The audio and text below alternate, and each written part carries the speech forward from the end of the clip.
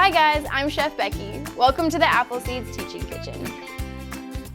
Today we're going to talk about one of the most important aspects of cooking, knife safety. Knives can make cooking easy, but it's extremely important to know how to use them safely. Before we get started, make sure that you have an adult's permission to be using tools in the kitchen. Here at Appleseeds, we use a variety of tools to prepare our recipes. We use a wavy chopper, a safety knife for practicing our skills, and if you don't have one of those, you could practice with a butter knife. There are a few things we need to do before we get started. Does this look safe? No, we want to make sure we have a clean and tidy workspace. We want to make sure that our cutting board is flat in front of us. And a pro tip, if your cutting board is sliding around a little bit, you can put a wet paper towel underneath to help keep it steady. Make sure you're standing straight in front of your cutting board and then you have plenty of space to work with. When you're not using your knife should live at the top of your cutting board, facing away from you. No matter which tool you're using, you always want to keep yourself safe.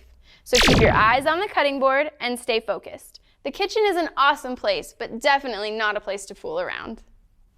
To keep your fingers safe, we use the claw.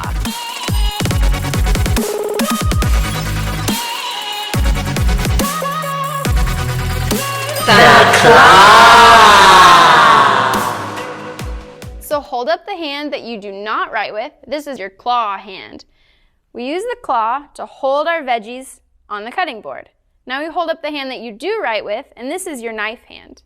You want to make sure that you have a good grip on your knife with your fingers curled under. If you have your finger on top of the blade, you actually have a lot less stability. So I've got my fingertips holding my veggie, and my knuckles act like a guard. Make sure to watch out for your pinky and your thumb. Mine like to sneak out. When using this knife, you just apply a light amount of pressure and saw back and forth. When we're cutting larger vegetables, we like to cut them down into smaller, workable pieces. And with round vegetables, we want to cut them in half so we have a flat, more stable surface. Always cut straight down, only onto a cutting board, never onto the counter or into your hand.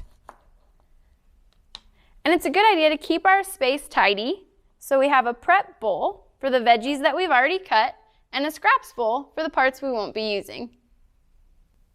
Knives are not the only sharp tools we use in the kitchen. You also might use a peeler or a grater.